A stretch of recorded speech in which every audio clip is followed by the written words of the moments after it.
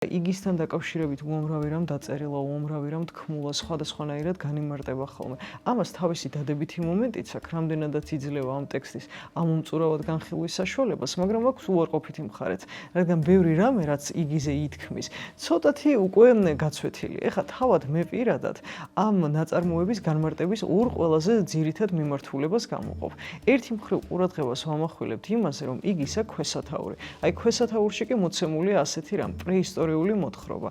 შესაბამისად, აქ აღწერილია პრეისტორიული ადამიანის ყოფა და მნიშვნელოვანია ამ ადამიანისა და მისი ევოლუციის წოდომა. ხოლო მეორე მხრივ ცდილობენ ხოლმე, რომ პრეისტორიული შინაარსის მიუხედავად ან ამის პარალელურად წინ წამოწიონ ამ ნაწარმოების მარადიული აქტუალობა და თანამედროვეობა. აი ამ მხრივ ყურადღება მახვილდება ოპოზიციაზე ერთი მხრივ პიროვნებას შორის, რომელსაც იგი განასახიერებს, ხოლო მეორე მხრივ მასას შორის, რომლის განმასახიერებელიც ამ ტექსტში არის ბელადი. დავუკვირდეთ ერთად აი იმ განცდების, შეგრძნებების, გრძნობებისა თუ ემოციების სპექტრს იგისას, რომელსაც ასე ნიუანსურად გვიხატავს ჯემალ ქარჩხაძე.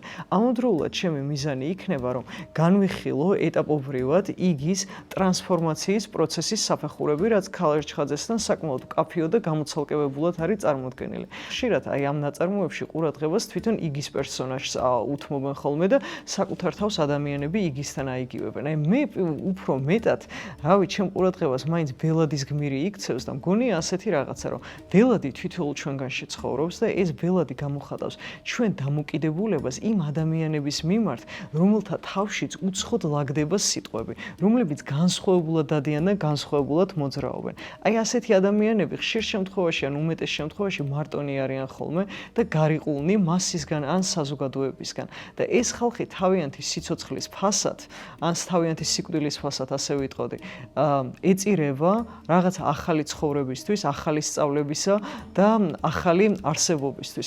აი ასეთი ძალიან ცნობილი სახარებისეული და ახალი აღთქმისეული სიტყვებია, რომ მარცვალი თუ მიწაში არ დაეფლო და მარცვალი არ მოკვდა, ასე ვთქვათ, ისე მცენარე ვერ გაიზრდება და იგის სიკვდილის სახითაც შეიძლება ითქვას, რომ რაღაცა ახალი დაიწყო.